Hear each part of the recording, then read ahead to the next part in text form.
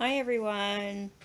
I am going to do a test using the Cricut Infusible ink pens on a sock. Okay, I changed my mind. I decided to just quickly color in because then this will at least give me, I wanted to see how these freehand markers work in comparison to the other ones which Cricut drew.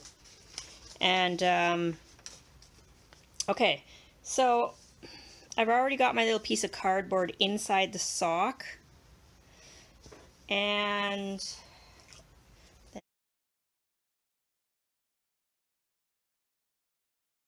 pull the sock.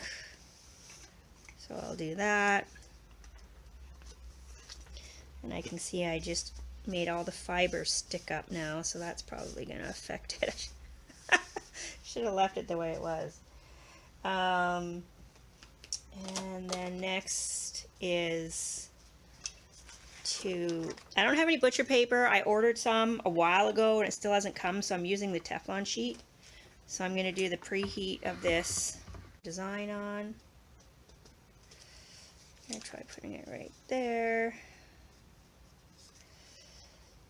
I have a little piece of heat resistant tape here I'll put on.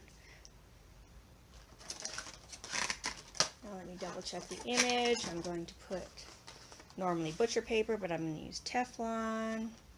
Okay, I think I've got everything. And now I'll try this for 40 seconds. And I'll come back after 40 seconds. Okay, I know you're supposed to let this completely cool down before you take it off, so I'm going to wait. But I also should mention the sock I'm using is Fruit of the Loom. And it says it's 30% polyester. So I know with the infusible inks, you're supposed to have as high as possible polyester count. So that's another reason why I'm a little bit skeptical of this working, because it only has 30%. But when this cools down completely, I will take it off and show you guys. Okay, moment of truth here, people. Oh my god, it actually worked! Wow, I am so impressed. I did not, like when it's backwards like that, you think, nah, nothing happened. It worked! Wow, that is so amazing. You know what, I think I have enough ink left on here that now I can do the other sock. That is awesome. I'm going to do that right now. So there you have it. This was only 30% polyester. And it worked. This is unbelievable. That the stuff that they're bringing to us that we can do now ourselves. Yeah. Wow. I'm shocked. I'm just so shocked. And even, it doesn't look too bad when you stretch it out, like it's going to be on your foot. Huh! Now I'm going to try pressing the other one and see how much ink comes out of it.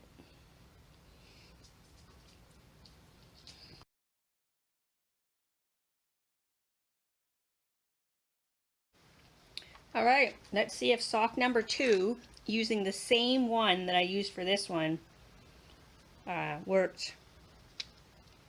Okay, it worked, but obviously you can tell that using it a second time isn't that great. But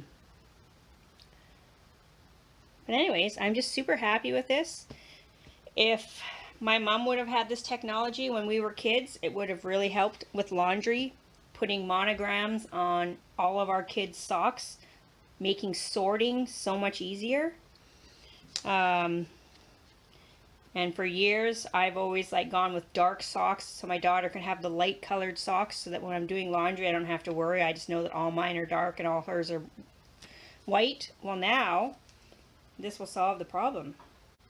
Anyways, hope this helped you guys, knowing it's not really worth it to reuse your sheet twice, but that it does definitely work. And this was only 30% polyester. And again, that was Fruit of the Loom socks. Works really good.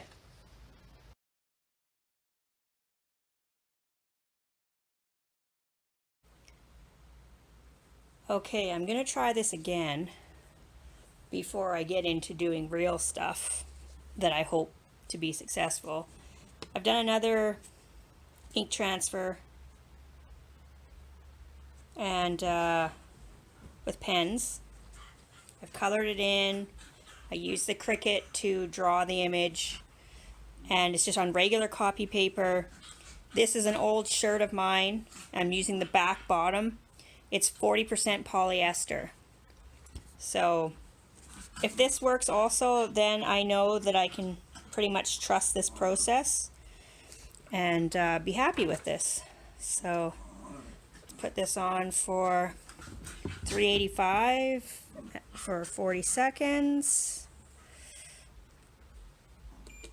Count it down and I'll be back on shortly. All right, here we go.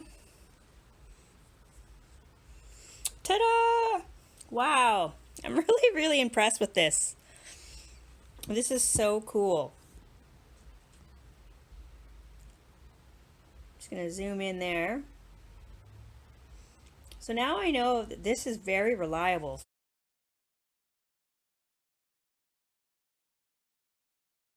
I just have to share. I just did a t-shirt.